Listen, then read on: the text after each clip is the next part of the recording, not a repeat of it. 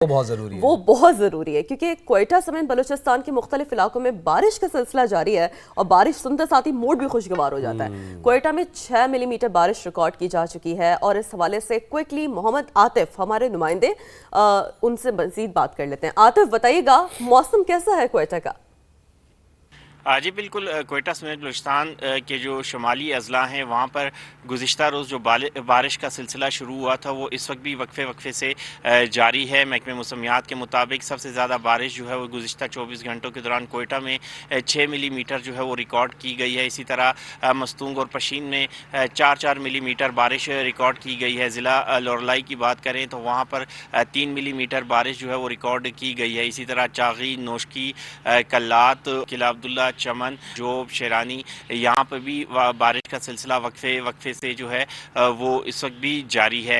महकमे मौसमियात के मुताबिक बारिशों का ये सिलसिला जो है वो आइंदा 24 घंटों में भी जो है वो जारी रहेगा। बारिश के बाद जो है मौसम काफ़ी हद तक जो है वो खुशगवार हो चुका है और माहिरीन के मुताबिक जो ग्राउंड वाटर टेबल है वो भी जो है किसी हद तक बेहतर हुआ है और जो पानी की एक खुशहाली की जो सूरत हाल बलूचिस्तान में बन रही थी मुसलसल बारिशों से जो है उसका भी खात्मा हुआ है। जी ठीक है, मोहम्मद आतिफ क्वेटा की सूरत हाल से मुतालिक तो बता रहे थे। फवाद, जरा आप अपने शहर का दर्जा हरारत कैसा है ये बताएं। आप कराची की बात कर रही हैं? जी जी जी। तो वो सिर्फ मेरा नहीं, आपका भी शहर है वही, बल्कि हम सबका शहर है कराची। चले मैं कराची के दर्जा हरारत पे आने से पहले मैं ज़रा थोड़ा सा आतिफ के पीछे जो हमने मनाजिर देखे, क्या शानदार मनाजिर हैं। इतनी ज़बरदस्त वहाँ पर सर्दी हो रही है, लेकिन हेड्स ऑफ टू देम जो वहाँ पर लोग हैं। यकीन करें कि बड़ा मुश्किल होता है। हम तो यहाँ पर विजुअल्स देख रहे हैं, मनाजिर देख रहे हैं कि बारिश भी हो रही है और यहाँ पर इतनी शदीद ठंड है और इस ठंड में अपने मामूलाती ज़िंदगी को गुजारना एक बहुत बड़ा चैलेंज। हमें तो यार यहाँ पर बैठ के बहुत अच्छा लग रहा है। हम देख रहे हैं कि बारिश हो रही है, भीनी भीनी खुशबू भी यहाँ पर महसूस हम कर रहे हैं। कितने अच्छे लग रहे हैं यहाँ पर ये मनाजिर, लेकिन वहाँ पर जो लोग मौजूद हैं उनके लिए वाकई उनके लिए काफ़ी ज़्यादा चैलेंज। आपने वैसे कराची का जिक्र किया तो चले कराची के बारे में बता देंगे। कराची में भी आज हल्की और तेज बारिश का सिलसिला शुरू होगा। कराची वालों के लिए खुशखबरी है जो 24 घंटों तक जारी रहने का इम्कान है। बस अब दुआ तो यही होती है कराची में जब बारिश है वो रहमत बने, जहमत ना बने। जीशान मुगल से मजीद बात कर लेते हैं। जीशान बताइए मौसम कैसा होगा कराची का और क्या तैयारियां भी थी हैं? बल्दियाती इदारों ने इतनी हैवी रेनफॉल की प्रेडिक्शन है। जो बिल्कुल कराची वाले हो जाएं होशियार, बादल बरसने को है तैयार। महकमा मौसमियात का ऐसा कहना है क्योंकि कराची शहर में आज बारिश की पेशगोई कर दी गई है। इस वक्त जो है कराची का मौसम इंतहाई खुशगवार है क्योंकि शहर कायद में सुरमई बादलों का राज है। महकमा मौसमियात का कहना है कि कराची में जो बारिश है वो दोपहर के औकात में हो सकती है। इस वक्त शहर में जो हवाएँ हैं वो 5 नॉट फी घंटा की रफ्तार से चल रही हैं। महकमा मौसमियात का कहना है कि शहर कायद का जो कम से कम दर्जा हरारत है वो 17 डिग्री सेंटीग्रेड रिकॉर्ड किया गया है। इस वक्त का जो मौजूदा दर्जा हरारत है वो 20 डिग्री सेंटीग्रेड है। दिन भर मौसम जो है इसी तरह अब आलूद रहने का इम्कान है और जो बारिश का सिलसिला है आइंदा 24 घंटे तक इसी तरह जारी रहने का भी इम्कान है। हुकूमत क्या कह रही है? जी जी जी। जरा मेरा ख्याल है कि शिरीन आप भी बताएं। वज़ीर इत्तलात का अताउल्ला तारड़ का ये है इस तमाम तर मामले से मुतालिक कि बानी पीटीआई से ना कोई डील हो रही है ना उन्हें कोई ढील दी जा रही है। उन्होंने क्या कहा आपको सुनवाते हैं। सब अगर इजाजत मांगते हैं तो उनको ट्रीटमेंट के लिए बाहर आने दिया जाए तो क्या उनको इजाजत मिलेगी? अव्वल तो वो उनकी इतनी तशवीशनाक सिचुएशन नहीं है जितना सोशल मीडिया पे प्रोपेगेंडा किया गया और जितना सनसनी फैलाई गई।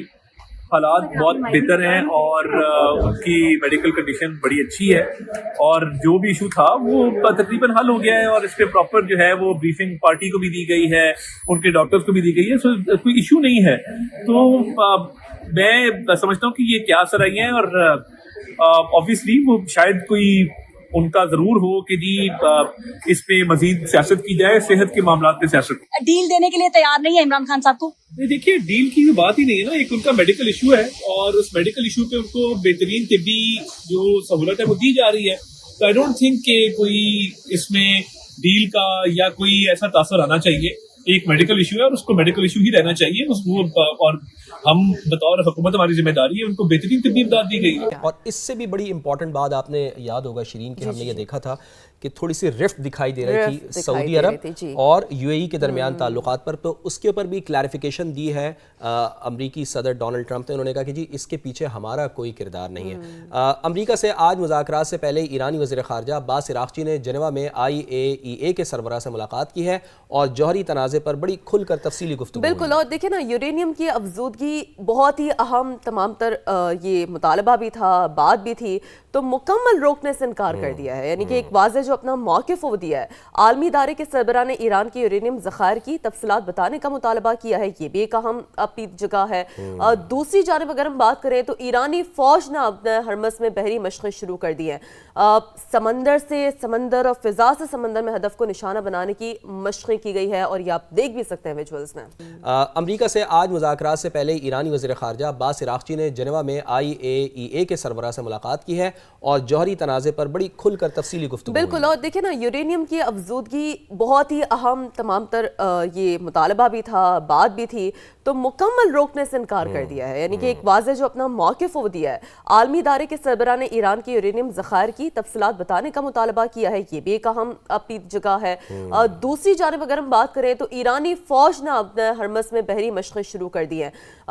समंदर से समंदर और फ़िज़ा से समंदर में हदफ को निशाना बनाने की मशक़ें की गई है, और ये आप देख भी सकते हैं विजुअल्स में। अमरीका से आज मुज़ाकरात से पहले ईरानी वज़ीर ख़ारजा अब्बास अराग़ची ने जेनेवा में IAEA के सरबराह से मुलाकात की है और जौहरी तनाज़े पर बड़ी खुलकर तफसीली गुफ्तगू हुई। बिल्कुल, और देखिए ना, यूरेनियम की अफजूदगी बहुत ही अहम तमाम तर ये मुतालबा भी था, बात भी थी, तो मुकम्मल रोकने से इनकार कर दिया है। यानी कि एक वाज़ेह जो अपना मौक़िफ़ वो दिया है। आलमी इदारे के सरबराह ने ईरान के यूरेनियम ज़खायर की तफसीलात बताने का मुतालबा किया है, ये भी एक अहम अपनी जगह है। दूसरी जानब अगर हम बात करें तो ईरानी फ़ौज ने अपने हरमस में बहरी मशक़ें शुरू कर दी हैं। समंदर से समंदर और फ़िज़ा से समंदर में हदफ को निशाना बनाने की मशक़ें की गई है, और ये आप देख भी सकते हैं विजुअल्स में।